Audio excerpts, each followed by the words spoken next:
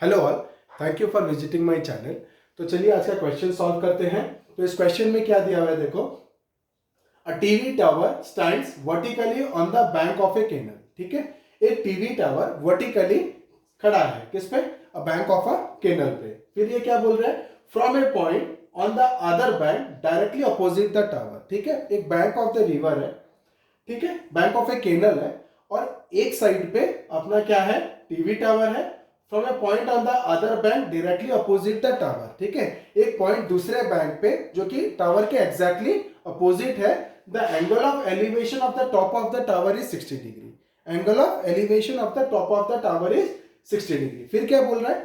From another point 20 metre away from this point on the line joining this point to the foot of the tower. क्या?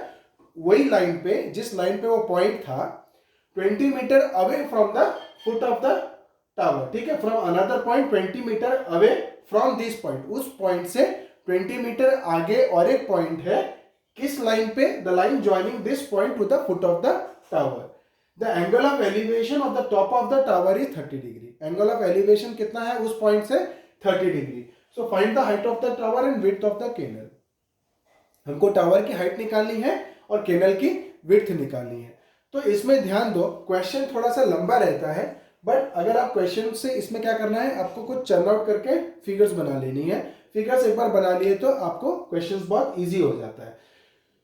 तो basically NCERT text book में इसकी figure already दी हुई थी, but हम यहाँ पर फिगर नहीं बनाए। हम यहाँ पर क्वेश्चन से फिगर बनाने की ट्राई करेंगे, ताकि क्या हो जाएगा, हमारी कॉन्सेप्ट दूसरे क्वेश्चंस के लिए भी बन जाए। ठीक है, तो इधर क्या दिया हुआ है?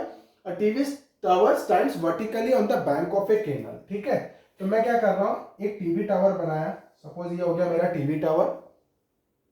अब क्या हो गया? Stands on the bank of a canal from a point on the other bank directly opposite the tower. तो देखो, हमको विड्थ ऑफ द कैनल निकालना है ना। कैनल मतलब बैंक क्या होता है? किनारा। दो कैनल का दो किनारा। ठीक है, तो ये क्या बोल रहा है, एक किनारा पे तो हमारा क्या था? टीवी टावर था।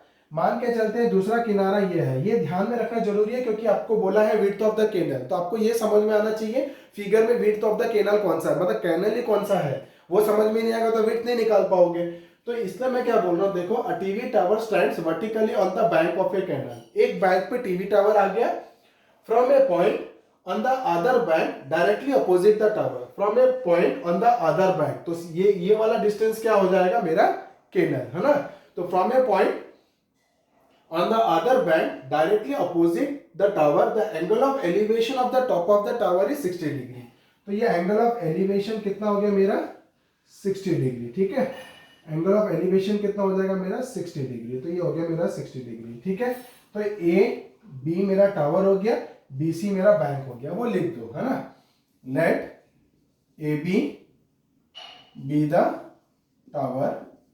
ठीक है, BC, let BC be the bank या be the canal, be the width of the canal कर दो, be the width of the canal। ठीक है, ये हो गया। अब ये क्या बोल रहा है? From another point 20 metre away from this point on the line joining this point to the foot of the tower, the angle of elevation of the top of the tower is 30 degree. वापस से वो tower का top को ही देख रहा है, और angle of एलिवेशन कितना आ रहा है? 30 डिग्री आ रहा है। तो एंगल ऑफ एलिवेशन 30 डिग्री आ रहा है, और वो पॉइंट क्या है? 20 metre away from this point है। तो ध्यान रहे, 20 मीटर इस तरफ जाना है कि 20 मीटर इस तरफ जाना है। वो तो बोल रहा है line joining the foot of the tower, है ना। On the line joining this point to the foot of the tower, मतलब इसी लाइन पे ही है ना। फुट ऑफ द टावर ये है और ये पॉइंट ये इसी लाइन पे ही है, लेकिन आगे जाना है कि पीछे जाना है। तो वो ध्यान रहे, यहां पर एंगल ऑफ एलिवेशन कितना है? 30। तो आप बेस से, मतलब जो टावर है जहां से हम लोग देख रहे हैं, जो टावर है, तो टावर से जितने पास आते जाओगे, है ना, इस पॉइंट से अपन देख रहे हैं, तो ये पॉइंट जो जिस पॉइंट से हम लोग देख रहे हैं, वो जितना पास आते जाएगा एंगल उतना बड़ा होते जाएगा। 60, 70, 80, 90 जब इसके साथ पूरा मैच हो जाएगा। तो जब ये यहां से जितना दूर जाएगा, ये रेफरेंस है, यहां से जितना दूर जाएंगे एंगल उतनी छोटी होती जाएगी। तो मतलब ये पॉइंट किधर आएगा? इस तरफ आएगा। तो कितना मीटर अवे है? 20 मीटर अवे है।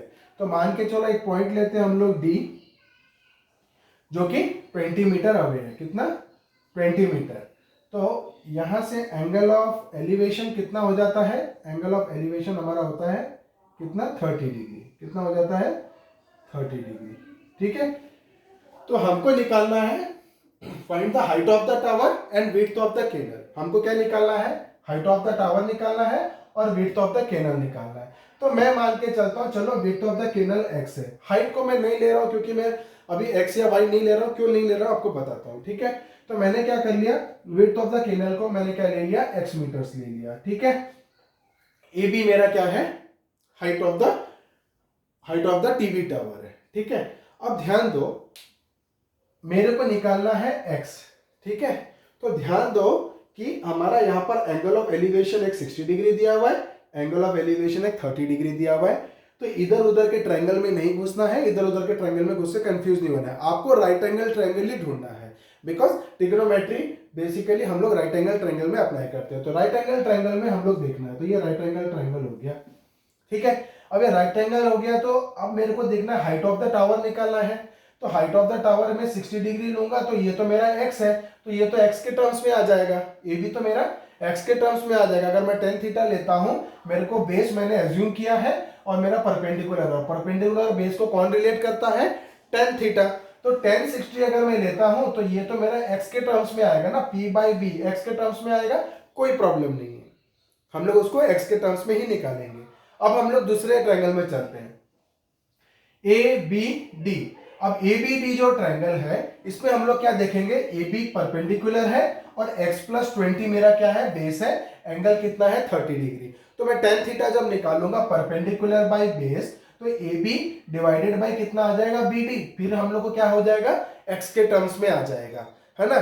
तो x के टर्म्स में ही आ रहा है यहां भी AB। तो हम क्या करेंगे, छोटे वाले ट्रायंगल से, मतलब 60 डिग्री वाले ट्रायंगल से AB निकालेंगे इन टर्म्स ऑफ x। फिर बड़े वाले ट्रायंगल में, मतलब 30 डिग्री वाले ट्रायंगल से हम क्या करेंगे, वापस से AB निकालेंगे इन टर्म्स ऑफ x, उसी टर्म्स में आएगा। तो इन टर्म्स ऑफ x हम वापस से निकालेंगे, सिंस ये दोनों AB इक्वल टू AB है ना। इस वाले ट्रायंगल से AB की वैल्यू निकली, 30 डिग्री ट्रायंगल से AB की वैल्यू निकली, दोनों के AB की वैल्यू को हम क्या करेंगे, इक्वेट कर देंगे। इक्वेट कर देंगे तो एक इक्वेशन बन जाएगा और हमको एक अननोन है, एक इक्वेशन बन गया और हमारा एक अननोन है। तो हम लोग उस x की वैल्यू निकाल लेंगे और AB तो tan 60 के हिसाब से AB ऑलरेडी x के टर्म्स में था, तो उसकी वैल्यू भी हम लोग निकाल लेंगे। So let's see how we are going step by step. ठीक है, तो पहले मैं जा रहा हूं in triangle ABC। In triangle ABC क्या दिया हुआ है, हम लोग जाएंगे tan 60 पे। तो tan 60 डिग्री इक्वल टू कितना हो जाएगा, AB by BC, AB by BC, perpendicular by base. तो tan 60 का वैल्यू कितना होता है, √3। तो AB तो हमको नहीं दिया हुआ है, तो AB बाई BC कितना है, x। तो यहां से हम लोग का AB कितना निकल जाएगा, AB is equal to √3x metres. ठीक है, इसको मैं ले लिया इक्वेशन नंबर 1। अब मैं जा रहा हूं in triangle ABD। In triangle ABD क्या हो जाएगा, tan 30 degree is equal to perpendicular by base. Perpendicular कितना है, AB बाय बेस कितना हो जाएगा, BD। बेस कितना हो जाएगा, BD। tan 30 की वैल्यू कितनी होती है, 1/√3 और AB का वैल्यू हमको पता नहीं, तो AB को हम लोग AB रख रहे हैं। BD कितना हो जाएगा, x + 20। BD कितना हो जाएगा, x + 20। तो यहां से वापस से हम लोग क्या निकाल ले रहे हैं, AB। तो AB कितना हो जाएगा, क्रॉस मल्टीप्लीकेशन जब करेंगे तो ये कितना हो जाएगा, x + 20 डिवाइडेड बाय √3। ये मेरा हो गया AB का वैल्यू, है ना, मीटर्स। ये हो गया इक्वेशन नंबर 2। अब फ्रॉम इक्वेशन 1 एंड 2 क्या हो गया, LHS दोनों का बराबर हो गया, AB इक्वल टू AB, तो RHS भी क्या हो जाएगा, बराबर हो जाएगा। और एक ही अननोन है तो हम उसकी वैल्यू क्या करेंगे, निकाल देंगे। तो हम लोग क्या करते हैं, from equation 1 and 2, from equation 1 and equation 2 क्या मिलता है, LHS बराबर है तो RHS भी क्या हो जाएगा, बराबर हो जाएगा। मतलब कितना हो जाएगा, √3x is equal to x + 20 divided by √3। Okay, अब क्रॉस मल्टीप्लिकेशन कर दो, √3 इंटू √3 का स्क्वायर तो कितना हो जाएगा, 3 इंटू x कितना हो जाएगा, 3x is equal to x + 20। तो 3x - x 2x is equal to 20। तो x कितना हो जाएगा 20/2, तो कितना हो जाएगा 10 मीटर्स। ठीक है, तो विड्थ ऑफ द केनल हमने क्या पकड़ा था, BC, तो BC भी था विड्थ ऑफ द केनल, तो वो कितना निकल गया मेरा 10 मीटर्स, है ना।